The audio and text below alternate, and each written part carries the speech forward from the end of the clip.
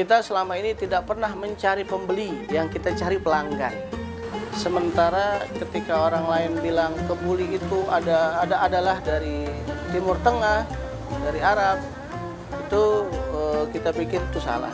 Masakan Indonesia, kuliner Indonesia yang terlupakan.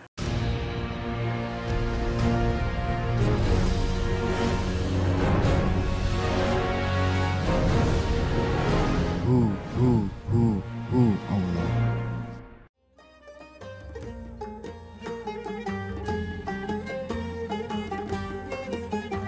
Ya, Assalamualaikum warahmatullahi wabarakatuh. Alhamdulillah, sedikit sejarah bagaimana nasi kebuli ada di Indonesia.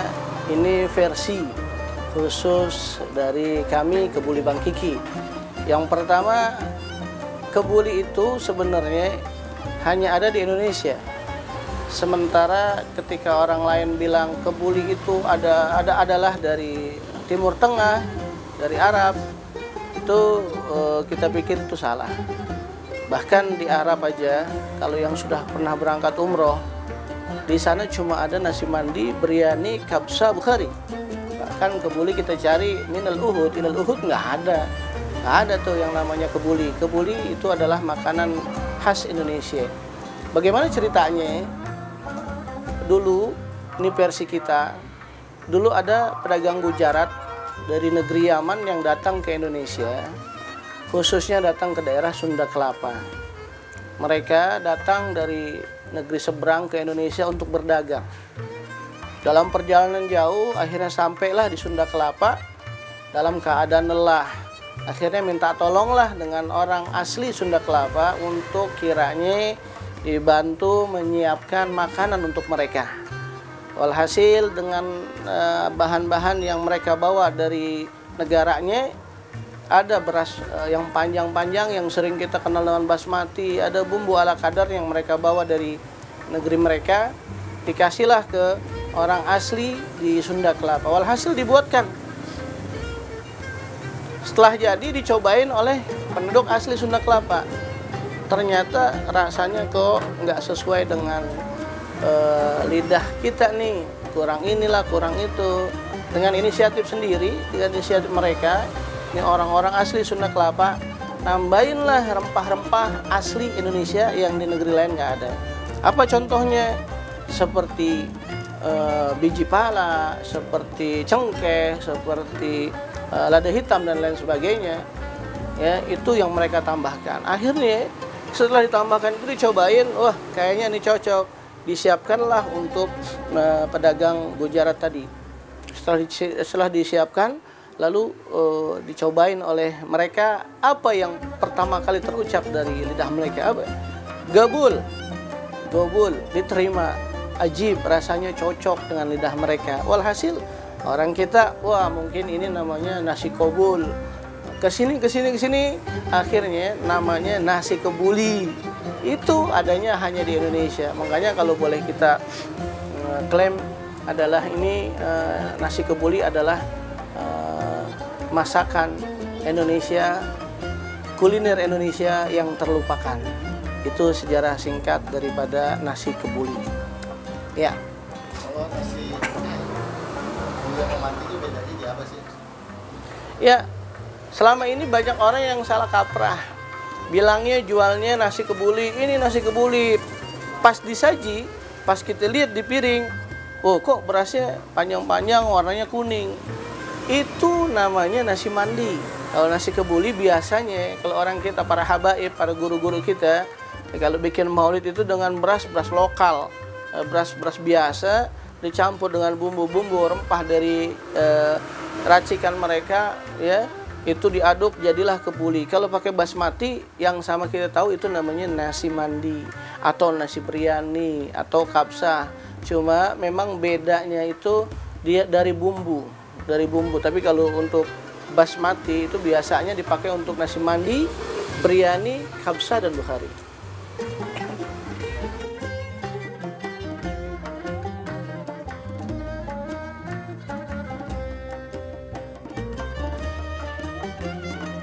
Baik, selama ini nasi kebuli Bang Kiki nggak pernah nyari pembeli. Ini perlu dicatat, dikasih tanda kutip. Nasi Kebuli Bang Kiki bertahan selama 7 tahun. Alhamdulillah, kalau boleh diklaim kita adalah pionir daripada nasi kebuli eceran. Kita selama ini tidak pernah mencari pembeli, yang kita cari pelanggan. Kalau kita cari pembeli, mohon maaf, ketika orang datang sekali, beli dengan harganya yang kita sudah siapkan, rasa yang sudah kita sediakan, penyambutan yang sudah kita siapkan, ternyata nggak cocok, ya maka dia hanya jadi pembeli sekali.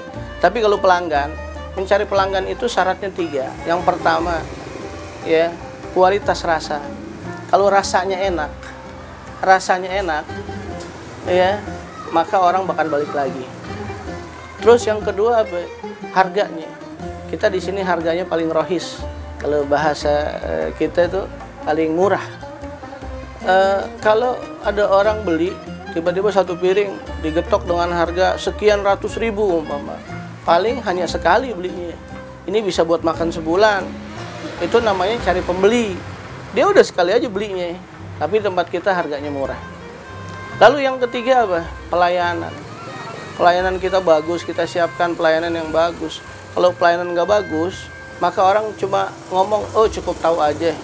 Walaupun rasanya enak, harganya murah, tapi kalau cara naruh piringnya dibanting, mau mesen apa? Cepetan. Wah, itu orang bakal kabur. Jadi 3 syarat untuk mencari pelanggan. Yang pertama, harga. Semua syarat ini harus ada. Kalau nggak ada salah satunya, nggak jadi pelanggan. Yang pertama, ya, kualitasnya yang enak. Kalau kualitas enak, orang balik lagi. Harganya murah, orang balik lagi. Dan pelayanannya bagus, orang balik lagi. Satu aja nggak ada. Harganya mahal, udah selesai, nggak balik. Atau rasanya, oh cukup tahu, rasanya cuma segini. Oh pelayanannya begini, maka selesai. Makanya syarat mencari pelanggan yaitu harga yang bagus, kualitas yang enak, pelayanan yang ramah. Ya, saat ini dampak corona sangat sungguh dahsyat buat kita. Apalagi pengusaha atau pedagang atau penjual kuliner. Apalagi kuliner yang sudah jadi. Artinya apa? Saya kemarin dengar baca di salah satu media, 20.000 warteg gulung tikar. Kenapa bisa gulung tikar? Karena mereka sudah menyiapkan makanan di atas meja, di atas piring yang sudah siap saji. Ketika tidak ada yang beli, tidak ada yang makan, tidak ada yang datang, maka lauknya itu terbuang, makanannya terbuang, dan kalau dihangatkan rasanya sudah tidak enak. Makanya sungguh besar pengaruhnya daripada COVID kemarin. Sampai saat ini dulu kita punya cabang, kemitraan cabang kita hampir sekitar 20, bahkan lebih. Saat ini berguguran. Nih kita coba untuk bangkit lagi, bagaimana bisa mengembangkan kembali usaha kita. Nanti akan dibantu oleh Gus Imam melalui Nahdlatul Ulama. Mudah-mudahan bisa berjalan sesuai dengan rencana.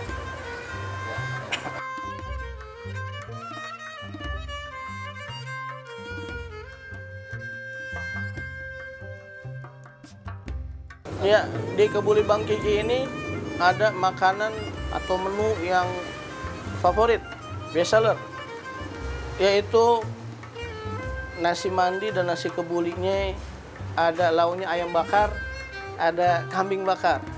Alhamdulillah Gus Imam makan nasi kebuli dan nasi mandi dengan kambing bakar, habis sama bolis juga. Jadi 1 piring 2 porsi. Masya Allah. Mudah-mudahan balik lagi menjadi pelanggan Kebuli Bang Kiki. Itu makanan menu yang favorit dengan cita rasa Indonesia, tapi ala-ala Timur Tengah.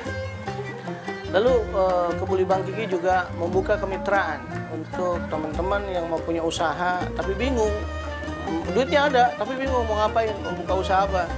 Kita buka peluang untuk menjadi distributor bumbu instan Kebuli Bang Kiki yang belum pernah ada saat ini, ya, untuk bisa dikembangkan, bahkan bisa diekspor ke luar negeri supaya bisa dinikmati oleh seluruh orang-orang di seluruh dunia. Kemitraan kita diantaranya ada yang namanya booth apa namanya kayak apa booth 2x1 yang bisa di depan minimarket dan lain sebagainya. Itu kita buka dengan harga 15 juta. Ada juga depo kita buka dengan harga 20 juta. Ada juga dengan keling. Kita punya keling, kebuli keliling. Yang setiap hari datang, pagi-pagi datang ya keliling kampung dengan memberikan nasi kebuli untuk sarapan. Harganya cuma 10.000. 10.000? Iya, 10.000. 10.000 dapat apa? Nasi kebuli sama ayam suwir, ada acarnya juga, ada kerupuknya juga. Saya pikir itu cocok untuk sarapan. Selain ada bubur atau nasi uduk atau makanan lain yang mungkin sering kita makan tapi bosan, ini alternatif. Ada nasi kebuli keliling yang harganya cuma 10.000.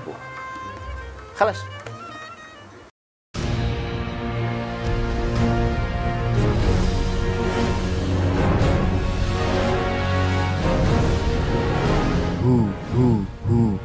Allah.